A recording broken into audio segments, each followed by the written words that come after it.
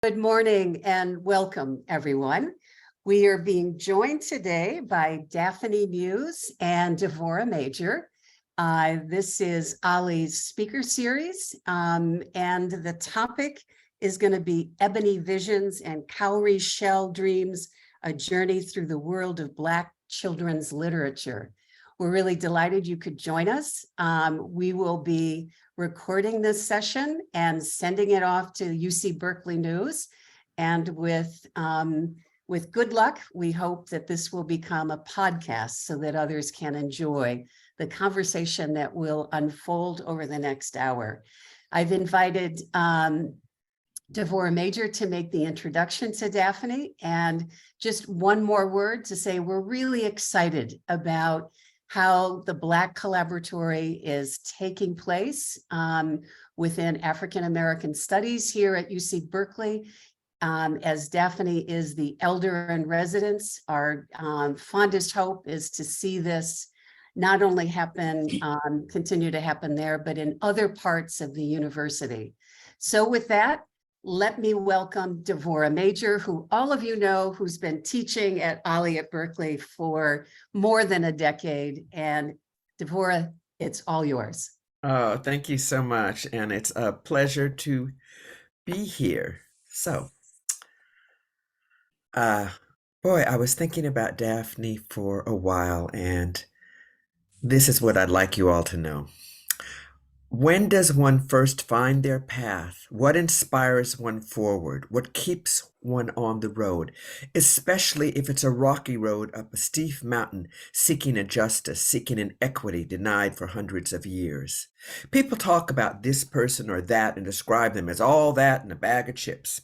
Well, Daphne Muse is all that, and a few acres of farmland, a flowing river full of life, and a sunshine day you can linger in. Who starts writing letters as a Girl Scout and turns it into a lifelong avocation until she's corresponding with the wide swath of people around the world, including Gwendolyn Brooks, Toni Morrison, and Alice Walker, along with political prisoners such as, this from the San Quentin Six, Flito Drumbo, Luis Talamantes, Johnny Spain, and John Cluchette. And the list goes on and on. Richard Pryor, Charlie Carr, Gary Trudeau, Michelle Obama, oh, and her husband Barack. Afeni Shakur, for those you don't know, that's Tupac's mom. Architect Sir David Adjaye, and on and on and on, building a collection of well over 5,000 letters, most handwritten from world luminaries and freedom fighters. That would be Daphne Muse. Who has the opportunity to work with Arnhem Bontemps in college and then at Drummond Spear, a Washington, D.C. bookstore, meet Gwendolyn Brooks and Toni Morrison, sparkling lifelong friendships? Daphne, of course. Who would give autographed children's books out on Halloween? And I'm talking like autographed by people like Gwendolyn Brooks. I'm not talking about like, just any autograph. Wonderful children's books. Oh, Daphne Muse, of course. That would be enough. But she was an activist working with the legal team of Angela Davis, working in anti-racism struggles, working for disability rights and against South African apartheid, a teacher working with elementary school students, a literary critic, a professor, and a program creator at Millis College, a writer of essays, reviews, and poetry, a developer of curriculum and editor of anthologies, and yes, betwixt and beside all that, Daphne was a mother, wife, grandmother, great-grandmother. Oh! And did I mention children's books? Her first book, Children of Africa, was published in 1970 and is still in print. Talk about knowing how to write a book that holds a pulse of the ages. She was editor and publisher of Children's Advocate newspaper and served as a consultant on a number of PBS children and young adults programs, such as The Storytellers, Bean Sprouts, and Footsteps. Daphne is now serving as the research coordinator for the McNair Scholars Program at UC Berkeley. Daphne has not only written children's books, but she's also reviewed children's books and has a deep appreciation of the need to tell children a good story that does more than entertain and yet never bores. I love the capsule description of Daphne: writer, activist, educator, editor, social commentator, and cultural broker. But I've got to add to this an incredible storyteller. I'm also proud that I can call her a friend. Please welcome the incredible Daphne Muse. Oh, okay. Thank you, Devorah. That was a wonderful way to bring me into this conversation, and I really appreciate it. I'd like to start out by saying Ebony Visions and Cowrie Shell Dreams was a course that I first taught at UC Berkeley in 1972.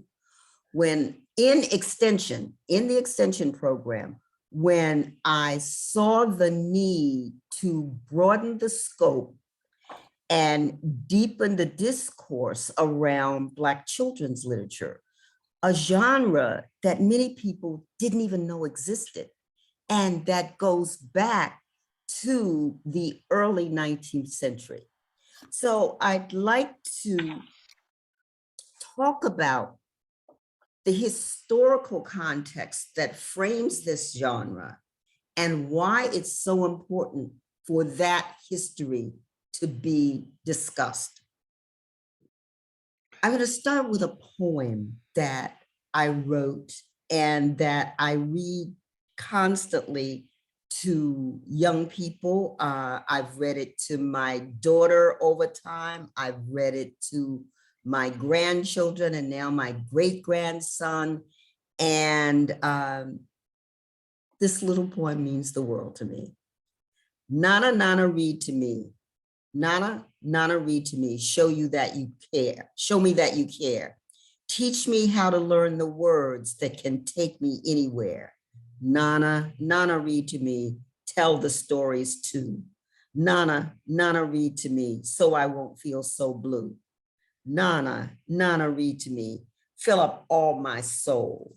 Nana, Nana, read to me so I'll be smart and whole. Though his spirit will continue to alley-oop around his 4-year-old son's heart. A few nights ago, tonight, and for all the nights to come, Tyree Nichols won't be reading his son a bedtime story. The legacy of intergenerational Black storytelling has traversed slavery, white supremacy, decades of book banning, and has been a cultural connective tissue across the diaspora for centuries.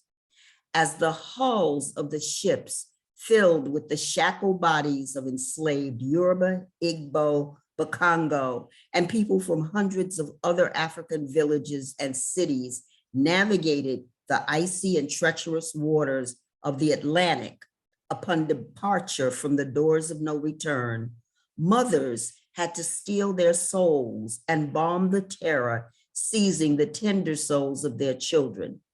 In the tongues of their mothers, villages, and nations, they whispered stories passed from one generation to the next, once shared under baobab trees in villages filled with indigo dye masters, metalsmiths, teachers, healers, warriors, astronomers, and archivists. Centuries-old fables and tales, including Anansi and the Pot of Wisdom, the Tortoise and the Hare, and A Mother's Love, a story of two crows, were among them. Their liberation lullabies and folk tales cast the mold for future generations of freedom fighters. After arriving on these shores and auctioned on the slave blocks from New Orleans to Washington, D.C., where it was outlawed as part of the 1850 Compromise, in secret, many traditions continued to be carried forward, and the arc of storytelling across the diaspora prevails. Though enslaved people were labeled illiterate, many were literate in the primary languages which they were forbidden to speak. Early African orthographies or writing systems date back to 300 BC, are well documented beyond the hieroglyphics of the Egyptians, with some estimates noting that at least 20% of those enslaved were African Muslims. Arabic, which has been spoken and written since the 1st century, was one of the languages spoken and read by those who worked the fields and kitchens of the plantation owners. In Sabidi, a Nigerian system of written symbols that dates back to 2000 BC, predating Gutenberg's 15th century printing press, as the age of European enlightenment was rising. A major library and written manuscripts dating back to the 14th century in Mali, while the literacy rate in England was noted as being around 30% for men and almost non-existent for women as late as the 17th century. But despite every effort to criminalize learning and the word, people crafted ingenious and clandestine ways to read and write in English, where allies like the Quakers were instrumental in teaching Black people to read, and the church and the Bible became acceptable platforms in many regions in ongoing efforts to remove any and everything about enslaved people. In 1817, the first African-American firm to issue children's books was the AME Book Concern, founded in Philadelphia by the African-American Methodist Episcopal Church. The church was deemed a relatively safe harbor for such publications, for every effort to remove the religious and spiritual practices of enslaved people was enforced. In 1887, Amelia E. Johnson, the wife of a Baltimore minister, founded The Joy, an 8-page monthly periodical for African-American children. And in 1889, Johnson writes Clarence and Corinne, or God's Way, published by the American Baptist Publication Society, a white-administered organization. In 1896, they also published juvenile literature demanded on the part of colored children. Contrary to popular belief, Ezra Jack Keats' A Snowy Day was not the first Black children's book. The rise of consciousness in the early 20th century, led by author, scholar, and W.B. Du Bois and Harlem Renaissance writer Jessie Redmond Fawcett, led to the publication of the Brownies books, a monthly magazine that included fiction, poetry, and a clever column called As the Crow Flies. Published from 1920 to 1922, the legacy of the magazine served as a spark for Ebony Jr., an iconic children's magazine published by Johnson Publications from 1973 to 1985. While these magazines dating back to the late 19th century had some impact on young readers, many of the books have ascended to the realm of classics, now housed in public libraries and classrooms across the country and read by multiple generations. We cannot minimize the role that 20th century librarians Augusta Baker and trailblazing author and storyteller as well, and New York City's Barbara Rolick played in creating repositories for stories still being told, biographies written, and historical events documented through the works of Alexis DeVoe, author and illustrator Tom Feelings, young adult author Walter D. Myers, and young adult author Walter D. Myers.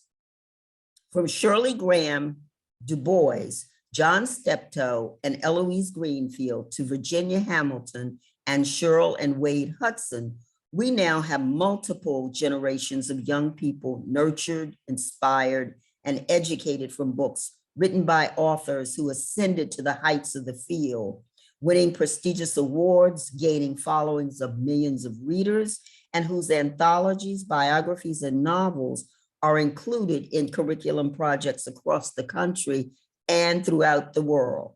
Writers primarily known for their adult fiction and poetry also have contributed significantly to this field, including poet and novelist Gwendolyn Brooks, poet Lucille Clifton, poet and essayist June Jordan, and writer James Baldwin. Clifton's groundbreaking All Us Come Cross the Water, published in 1973, tells the story of a little boy's discovery of his African roots and was hailed as a stepping stone in the literature, despite publishers not wanting to publish the book because it was written, quote, in Black English. The legendary roots of storytelling drummed up out of our ancestral villages and cities in Ghana, Mali, and Benin have expanded into a range of genres, including award-winning novels, legendary folk tales, comic books, graphic novels, and picture books that include illustrations by Faith Ringgold, Basquiat, John Steptoe, Tom Feelings, Floyd Cooper, and Keturab Abobo. The canon of Black children's literature also has been researched and documented by scholars including Donna Ray McCann, Gloria Woodard, Violet Harris, and contemporary scholars Jonna McNair and Wanda Brooks. And our books have ascended into the realm of classics, with Virginia Hamilton's M.C. Higgins the Great winning a Newbery in 1975, which set a course for major recognition on Black YA literature. Jacqueline Woodson's The House You Pass on the Way gained her major recognition with an appointment as ambassador for young people at the Library of Congress, becoming the recipient of a Coretta Scott King Award and a 2020 MacArthur Genius Award. But the field needs so many more scholars and writers contributing to the canon, despite epic efforts to ban the ancestral and contemporary voices who continue to restore, rise, and resonate for generations to come.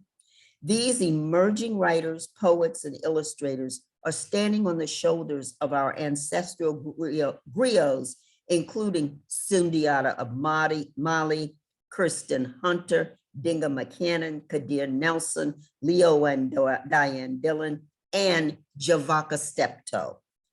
The announcement of this year's Newbery and Coretta Scott King Awards are beacons of hope as the voices of more Black writers continue to lift our stories out of the margins into the realm of national and world literature.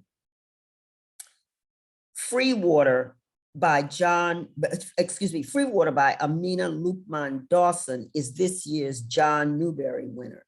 Debut children's author, Dawson pens a lyrical, accessible, historical middle grade novel about two enslaved children's escape from a plantation and the many ways they find freedom. Lukman Dawson received her master's in public policy from UC Berkeley.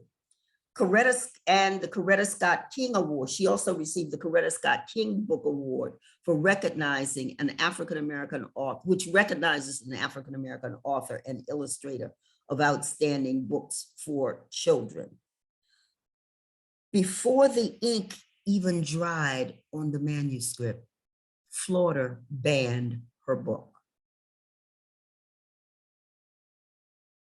The efforts, the drumming out of our voices must be pushed back, and the pages continue to be turned and the knowledge held within embraced.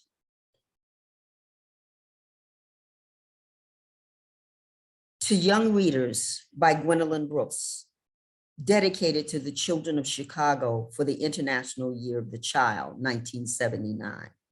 Good books are bandages and voyages, and linkages to light, are keys and hammers, ripe redeemers, dials and bells, and hallelujah healing. Good books are good nutrition. A reader is a guest nourished by riches of the feast, to lift, to launch, and to applaud the world. And I hope that this treasure trove of amazing books that have been written by these highly esteemed authors of young adult fiction, of comic books, of picture books, will not be thrown off the shelves of libraries, out of the rooms of schools across the United States, because these books serve as the intellectual, cultural, and emotional foundation for not just Black children, but children throughout this country. They tell our stories, the complexities of our stories. They document the history. They reflect upon the multiple inventions that have been created by Black people, without which, frankly, this society could not turn its engines. And they bring joy. They enlighten. They shine new light on old stories and create wonderful new stories. Black comics for young readers have made a real impact at Comic-Con. And one of the authors who's been instrumental in making that happen is Awan Mance, a literary historian who serves on the faculty at Mills College in the in the Ethnic Studies department. And Awan has just done a masterful job of taking the comic book into a new iteration. And in the 40s, Black comic books began to be published as a way of documenting the biographies of people like Du Bois, Frederick Douglass, Harriet Tubman. And I happen to have some of those comic books in my collection. I've held on to them for dear life. So I'm deeply concerned about the banning of books, but I'm also tremendously joyful about the fact that a whole new cadre of authors have emerged. Their voices are being heard and their books read, and I would hope that they would gain the same traction and that publishers would put the same kind of muscle that was put into Harry Potter into seeing to it these Black books find new iterations as films. There's plenty of room for a documentary to be made on Black children's literature to talk about its historical trajectory, and for children to be nurtured and excited by the book, as opposed to reared to fear the book. In the world, going back to the world of the comic, there have been comic strips that have actually appeared in US newspapers. I think many of you will remember We Pals, done by Maury Turner, who lived here in the Bay Area. And then there was Luther from the Inner City by Brunswick Brandon Jr., which was an hysterically funny comic book set in urban America. And this little boy was just navigating his life through the daily doings of being in a Black urban community. And the wit and the wisdom that came up out of that was just priceless. I think that I would hope that there would be a resurgence or a renaissance in this literature, I would say, that brings the history forward, that reintroduces this generation of young readers to the so-called classics of Black children's literature, and makes it possible for them to read more of the contemporary books that are being published. And librarians have done a remarkable job of bringing these books to the shelves, and we cannot let these libraries be shut down. We have to find every possible vehicle for these stories to be told, for these books to be read. At one point in the 70s, I remember on bus transoms, that overhead part of the bus inside, that there would be short poems from Black children's books on some of those transoms in Chicago, in New York, in DC. I could well imagine some of these pages being reproduced on murals in urban and rural settings. There's just so many opportunities for these books to live in iterations that are new to them, but are important for young readers to see. So I really want to open up the discussion to the questions, because I'm eager to hear what those joining us today, what they have to say. I'm particularly interested in the kinds of books that brought people into formation, the lasting impression of those books, and what they're reading to their nieces, nephews, grandchildren, great-grandchildren, and if any of the adults participating, if they ever return to the reading of these books. So Devorah, would you take us in? Absolutely, yes. I was trying to unmute myself. Thank you, Daphne. So I'm going to ask a couple of questions, but if people have questions, understand you can either digitally put up your little hand, I mean, not your little hand, but the little computer hand, or you're more than welcome to put a question in the chat and Daphne will address it. I want to start with something which is actually, while you were at the beginning of your speech, I was curious, was the Joy in God's Way, were those children's stories promoting basically Christianity through children's stories? Yes, because the church was deemed a safe place for that voice to be heard.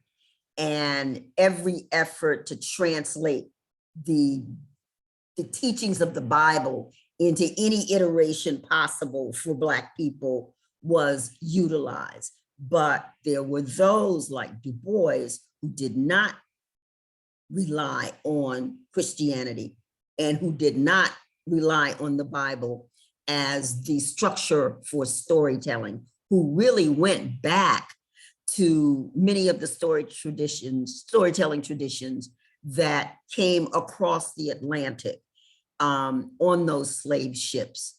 And he had a very interesting column in the Brownies books called As the Crow Flies.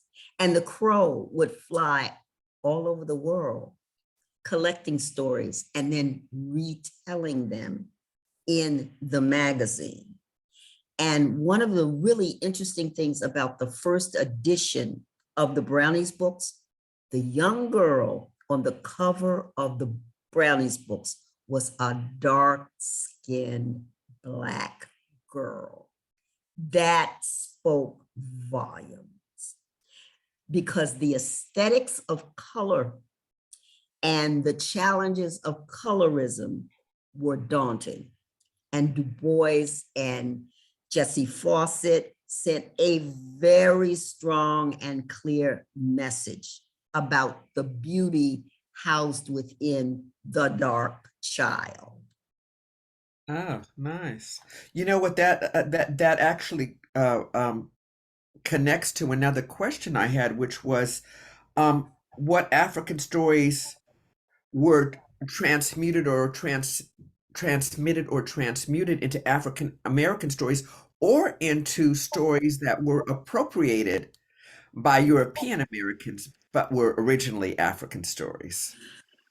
The Anansi, there were lots of different tales of Anansi. Anansi was a spider, and the spider spun tales. It was mainly a West African character. You found Anansi tales in Ghana, Nigeria, the Gambia. Anansi was, a reflection of the storytelling tradition in those countries. And Anansi could reflect historically, tell jokes, was witty, and there were several of those stories that were adapted by African American and Caribbean storytellers. I think Opal Palmer Adisa has done some Anansi tales. Tom Feelings did a beautiful series of them. Maya Angelou has incorporated some in the writings that she's done. So that's one example of the stories that were rooted and told under the baobab tree that have now made their way across the Atlantic and continue to be told. And I'm very heartened to see some of the 3-4-year-olds that I know about Anansi and have stories, have collections in their little libraries and where those tales are housed. And in the public libraries, a lot of those stories exist as well. And the other thing that's quite remarkable, we now have 3 generations of Black children who have their own libraries, who go to the shelves in their rooms and they pull out these books by Dinga McKinnon. They pull out books now by Amina Lukman Dawson. They pull out books by Eloise Greenfield. And I will always remember an event that I did at Mills in the early 80s, and a young woman named Tamisa Joseph, the daughter of artist Mildred Howard, got up and she read Honey, I Love. And Eloise Greenfield was there at this children's literature event I did. And she was so moved by Tamisa, remembering her poem. And Tamisa told her that she read that poem every single day. And as an adult, Tamisa and I continue to have this repartee where I call her Honey Boom based on her love of Honey, I Love, and other poems by Eloise Greenfield. Okay, great. Thank you. So many of those books that I gave and read to my kids. I know you implied it, but I'm asking you more explicitly, what is the value of these books to African American children and thus communities, and also, frankly, to non-African American communities, to have them out there and heard? When you see yourself reflected on a page, when you hear the language of your grandmother, when you hear references to things that are familiar to your day-to-day life, that's something that you hold dear in your heart. You want the stories like the Harry Potter stories.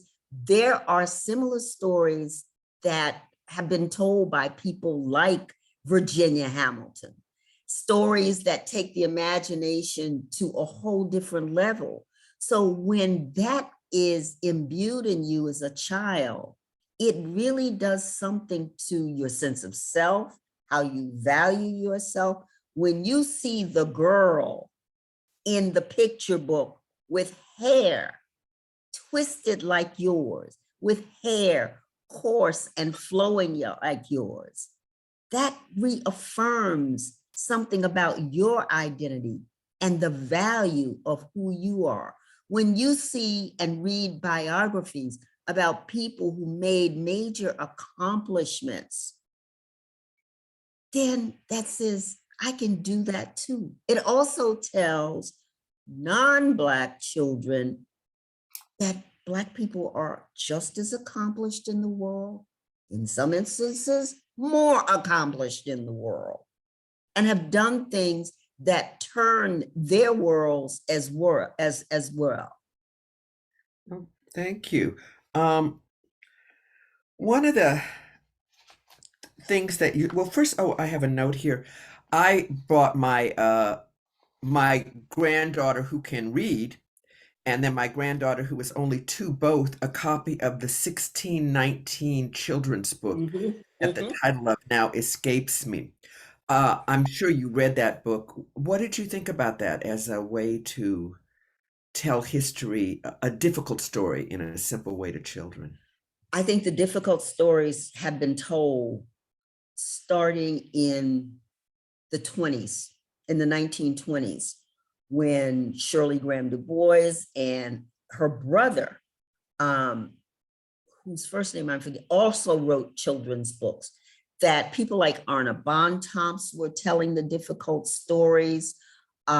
People like Langston Hughes were telling the difficult stories to Black children, and that there is a way of telling the difficult, but that somehow tenderness still survives despite the difficult. And I think that it's important for the 1619 project that was turned into a children's book. I think the dignity, there's a dignity that's imbued in the language in some of those books. And I think often of the dignity of the illustration of a Kadir Nelson book, where he's telling hard stories, but those hard stories are illustrated with such dignified looking Black people who are not broken and bruised, but who have managed to navigate their lives beyond all that has besought us. Yeah, I absolutely agree. You talked about, the book banning and frankly also book burning that's going on now in the United States. And for some reason, people think California is different. Well, the Bay Area, but not the state at all. And there are communities throughout California where this is going on too. And on the one hand, you talked about, which I do think would be wonderful if we'd get back some of those poems on bus posters. I love seeing little poems on bus posters and also billboards. But I'm wondering, what do you think is people's responsibility and what can they do to push back against book banning and burning, particularly for children? Because that's where they're doing it. Once you're an adult, you can go find the books if they're existent. But if you're a child and you're not introduced to them, then you are kind of in this cloudy, foggy ignorance. What do you think is the responsibility, and what do you have any recommendations on what people could actually be doing? Supporting libraries is one. Informing parents, actually reading the books. These books that are being banned, people are not actually reading the books. They're reacting. They're reacting to the hate being poured over the pages of these books, and they don't have a clue about the content of the book because they are simply following the voices of others who say, this isn't right, this history didn't exist, these people have never been oppressed. So that's one thing. I think major organizations, the Girl Scouts, the NAACP, the ACLU, all of these kinds of organizations have to ensure that they play a role in not seeing these books banned. Right here in Contra Costa County, I'm not recalling the exact city, there's been a ban on a series of LGBTQ books, which is an area in Black children's literature that needs to be expanded even more. Jacqueline Woodson has done a fabulous job of incorporating LGBTQ characters in her storylines. But I think, first of all, people need to read the books before they talk about banning them so that they know what's in them. Secondly, they don't understand the context out of which these stories have evolved. They haven't a clue about the historical framing of these books. And the drumbeats of fear just keep pushing it further and further outside of the voices and the spaces where the books should be. And I think the bookstores themselves, I think there are a number, I'm surprised, to tell you the truth, at the number of Black bookstores that are emerging. Every week it's, oh, there's a new Black, oh, I didn't know. And that within that section, within those bookstores, they really have to develop strong sections of Black and multicultural and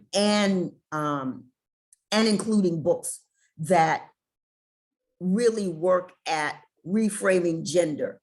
They really need to have those books in the stores, inviting young people to come in and read them, and even inviting young people to be the storytellers. And I think the hip hop community, which seems to have the largest voice on the globe right now, that there's a lot they can do in terms of making these books available to young readers, hip hop is a form of storytelling. I would think that some of these hip hop artists would be really interested, and some have written children's books, but really interested in the broader landscape of that beyond beyond the genre of hip hop. Thank you. Listen, I am not trying to bogart and have nobody else ask questions. So please, if you have a question, put up your hand or put it in the chat. Until then, I'll consider. I have something that says from San Ramon Valley Unified School District is considering banning a graphic novel about gender. It just went off my screen. Titled "Gender Queer." And I think that's really a problem. I'd like to say also that I know when I raised my children somewhat eclectically, let's say. So I did not allow my daughter when she was young. She read no children's books with European Americans. I found Cinderella stories that were from Korea, from Africa, from everywhere, and stuff like that. But I also told her that Goldilocks and the Three Bears was very racist because here was this little blonde girl that goes into this black bear's house. She breaks into their house, she breaks their furniture, she eats their food, and then she says they're the criminals. So in her preschool, she went, and when they tried to read it at nap, she stood up and protested. And what the preschool did, she went to a very good preschool, cooperative preschool, Yowie, was they asked me to go through their library and pull out any books that I thought were inappropriate and to recommend books that they should buy. So I wanted to add to all the things you said that's in terms of a school setting. And so I took that role on, and sometimes I delivered books. And some books the school budgeted and bought, but so that I could expand the kids' vision to what the parents were bringing in, because I think that's an important role. And I hadn't thought to do it until they were so upset that my daughter had raged this protest at 4 years old. I was very proud. I was like, okay. Someone in the chat noted that at Fairyland in Oakland, there's consistent storytelling and the reading of books. So that is wonderful to know. As we're talking, I'm thinking about a book that Virginia Hamilton wrote called The Planet of Junior Brown.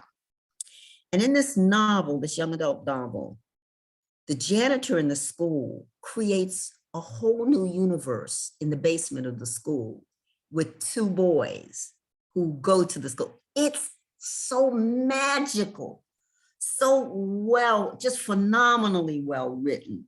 And these are the kinds of stories that I think Junior Brown may be 11 or 12 years old. I don't think he's quite a teenager in this story, but that the way in which they travel across time, how excited they are to be building this universe, watching the janitor and working with the janitor eventually to build this universe. It's just so, it was one of the stories that I must have read easily 3 times.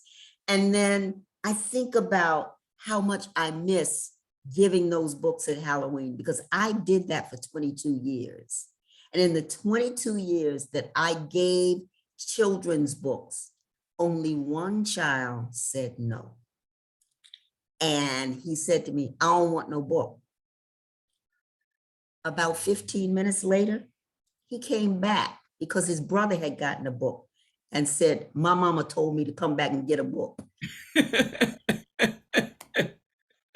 And as you noted in the introduction, some of those children have autographed Lucille Clifton books, Tom Fielding's, Gwendolyn Brooks, and I hope that they are reading them to their multiple generations of cousins and grandchildren and great-grandchildren.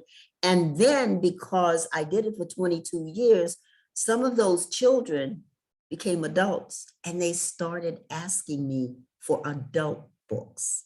And so I was giving them Baldwin and Richard Wright and Lucille Clifton and June Jordan as their own adult books. So it was a wonderful intergenerational project that maybe at some point in time I will do again. Oh, yeah, that's wonderful. I wish I had thought to do something like that. That's incredible. I love the idea of what is this chat? I love the idea of hip hop leaders having a role in uplifting Black children's literature. I'm not sure if anyone is familiar with the Llama Llama Red Pajama series. Yeah, I am at Power 106 in LA, but it would be lovely to see other books read in that space or similar spaces. And I think that that's a wonderful idea. And I think that that is one place people are such online is such Yes. a world. And those are the things that we can also individually do to a certain extent is to have that create those platforms and encourage people to go to those platforms. If one is on Twitter or which is not necessarily a good thing, but there you go, or Instagram or any of those other things to say, hey, why don't you go to this place if you've got young people, they might be interested in seeing these stories or reading these stories to actually refer people to them, you know, Well, the other thing, for the you can knowledge. go on YouTube and you can find almost anything on YouTube these True. days, from how to fix the refrigerator to people telling stories. So the National Association of Black Storytellers, there are people on there telling stories. There are individual authors reading from their books. The Library of Congress hosts events where Black children's books are being, and authors are being highlighted. So I would encourage parents who, especially the demands of time, and you always feel, oh, when am I going to be able to sit down and read this book to this child? There are some great Black storytellers on YouTube. I also think when you're in the car picking the child up from school, you can play excerpts from children's books or the children's books themselves. Again, many of these contemporary authors are reading the books, and you can hear them reading them at various platforms online. And a young woman has started a Black children's books week. And I can provide the link to that as a follow-up. I don't have it handy right now. I think the other thing that we need to look at is encouraging these young filmmakers to make movies based on some of these books, because they definitely are. I mean, The Planet of Junior Brown would make a wonderful movie. Yes. And Jacqueline Woodson's novels and Free Water, the winner of the Newbery this year, those all would make wonderful films for young people. I absolutely agree. I have one question, and the question is about your sweater, probably the pin on it. I love the design. Is there a story about it? There is a story about it. The story is, this was made by an artist who works from time to time in the Bay Area, had a real presence here, named Joe Sam. And I have worn this pin all over the world. And people stop me in South Africa. They stop me in Italy. They stop me in Oakland and say, where did you get that pin? Who? And I wear it even in the grocery store. And it just makes people happy. It does. And then they start telling me their stories. So I should actually start collecting, writing down the stories that people have told me based on wearing this pin. And it just, on days that I'm having challenges, I put this pin on to lift me up. Ah, thank you. And I'm going to put George Sam's name in the you guys might want to look up his work if you're not familiar. Joe He's Sam. Joe. Joe Sam. He now lives in Connecticut, but he also comes to the Bay Area quite often in relationship to his work, which has been exhibited all over the world. Some of the Black artists like Romare Bearden did children's books. And it's very interesting. I could teach a course just on children's books, Black children's books illustrated by Black artists. I am going to be teaching Ebony Visions and Cowrie Shell Dreams in the Department of African American Studies next year. Well, this year, fall 2023.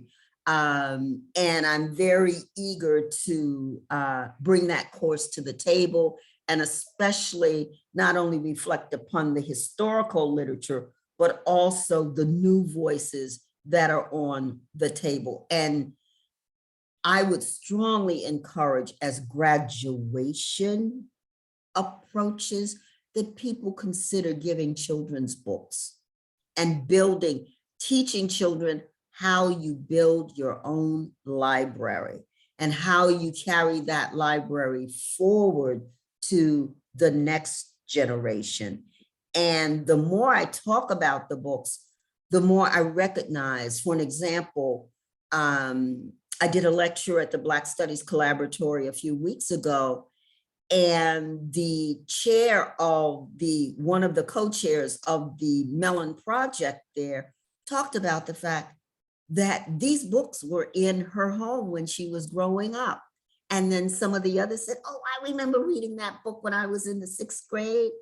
Or I remember Miss Nelson told me this story about a Nancy the Spider. And some have gone out and gotten new children's books. So that really makes me feel great that that attention is being paid to this literature, but a lot more needs to be, and its inclusion in curriculum, and not just literature, but some of these books are suited for the science curriculum, the math, the history, and the literature. So I hope that there will be greater growth in that, because I had the absolute joy of working on a major project in the late 90s and early 2000s, where Black children's literature was an integral part of it. And the commission on the Office of Major League Baseball had an education division chaired by Sharon Robinson, Jackie Robinson's daughter. And I was hired to work on the development of the curriculum for that project. And it was a collaboration between baseball and Scholastic. So I did a deep dive into the children's books about Black athletes, and especially Black women athletes. And there was a book about Toni Stone, and Toni Stone was played in the Negro Leagues, and she was from Oakland, and she struck out Satchel Paige. When I found that out, I was just tickled black. I just said, here's this Black woman baseball player. Then I found out about a whole league of Black women baseball players, and that there was actually a children's book about Toni Stone. And I think now there may be, I saw some reference recently to Black women in their own league. So it just excites me every time I go into a bookstore and I see new Black children's books, and I want to buy them all. And I have to brace myself and remember that I already have 12,000 books in my collection. I need to ease up, but I just sent off 2 boxes of books to children filled with Black children's books. And it just, every time I have an opportunity to give a gift, more than likely it's a Black children's book. And for the adults, I give them some too. Thank you. You know, I that's what I do. I'm the book lady. It's people are like, my kids were always like, you're giving books to my friends? I said, that's what I give. I give books. Okay. You know, they I know want to that, I want to track back to something related to you and your relationship with James Baldwin, and how he and your father were very close. And James Baldwin wrote a children's book, the name of which is escaping me at the moment, but I would love to see that book reissued. Uh, absolutely, absolutely. Well, I can't say, I mean, that he's a whole nother story in my life. Mm-hmm, One of the mm-hmm, reasons that I mm-hmm. write today for sure. Uh, but I think it's really what you just said about I'd love to see that book reissued. One of the comments on this is from someone who said they don't have children yet, but they're already buying books. And I really have to Love it. encourage you to do Love that. it. Some of the books that were my children's favorites are out of print now. And my daughter, who has kids, and my son, who now has a 2-year-old, they're like, we can't find this book. And it's like that they remember. And so Mm-hmm, it is good to buy the books now because sadly, there's not always that commitment mm-hmm, that there mm-hmm, should be to keeping these books alive. mm-hmm. And certainly you can look for them online, and good libraries keep them. But libraries ascension books, which is what they do when they bring them in, and they de-ascension books. And depending on how conscious and conscientious the librarian is what stays and what doesn't stay. And I agree with you, Daphne. I love librarians. I could not have lived my life without librarians, especially when I was a kid going into the adult library section. Sorry about my phone. I thought I cut it off. Um, But I think it's important to understand that we need to be buying them and collecting them and keeping them now. Also, writing publishers and saying this book should be reissued. The Yes. Planet of Junior Brown should be reissued. The Brownie books has actually been republished, but it didn't get wide circulation. And how do we go back to these publishers? Again, I think organizations, sororities, fraternities, education organizations need to go to these publishers and say, this is a timeless classic, reissue it. I would love to see a multiple volume set of all of Virginia Hamilton's young Oh, adult goodness. novels, Yes. of Yes. Julius Lester's young adult fiction, of June Jordan wrote fabulous, poignant children's books. Kadir Nelson, to package these books, you could go in. I just found in my collection a reissue of Goodnight Moon, which has gone on to sell trillions of copies. Oh, When you do that, it provides a kind of cachet for the book that says, this book really is important. It's been reissued. Or when you put it in those multiple volume sets, or when you have the book and it has some kind of ancillary product to it, that ups the cred of the book. So I think going to publishers and saying, we would like to be able to buy a box set of X, Y, and Z, that's a place to start. I agree. And someone says here, one way to make sure books stay in libraries is to check them out so they have a higher circulation numbers. Absolutely, absolutely. Yeah, I'm very very glad that was important. pointed out. Very That keep important. the circulation going and going and going. And now in the age of merch, I love that term. Now in the age of merch, I have this idea that I want to do t-shirt tales, that you have a story on the front and the end of the story is on the back of the t-shirt. And just the images from the books, all of those kinds of things that really help market the book. And the Black book is so much more difficult to market because publishers don't give writers the funds.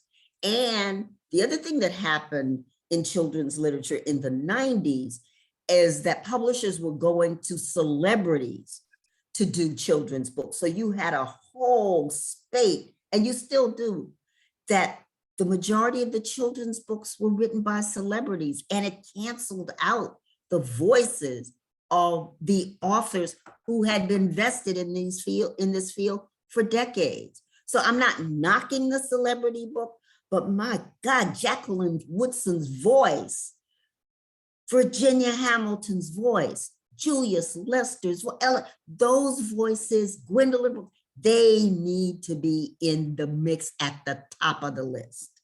Absolutely, absolutely. I bought my granddaughter something, I think it was When Ella Could Sing, and it came with a little CD when she was 4 years old. Oh, yes. And she started scatting.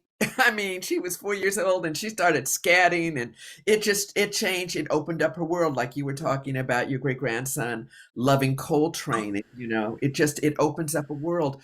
Let me say, thank you. I think we've reached the end, but I wanted to read one comment. I've made a list and now look forward to the website Daphne will provide in follow-up.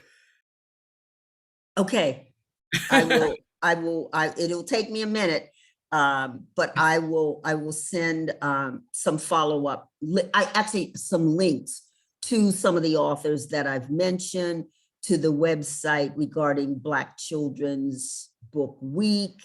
I'm reminding myself as I say this, and some of the other things. And there are also animated films based on some of these characters. So I will try to remind myself to get that done within the next couple of days. I deeply appreciate being in this conversation. I wish to thank the staff at OLLI for inviting me to engage and go read a Black children's book. Thank you. Absolutely. And thank you so much. Let me say that Robert Chow put up, yes, it is Little Man by Baldwin. Thank you. Yes. Yeah. Thank you both. And we will have, as soon as we have a chance to do the captions on your conversation and discussion, which has been wonderful, we will be sending it to everybody who registered for this event. And when we do that, we'd love to send your list. So whenever you get that list finished, let us know and we'll make sure everybody gets a copy of it. All right. Again, thank you both. Stay safe and healthy, everybody. Okay. Yes. And read. Bye-bye. Bye-bye.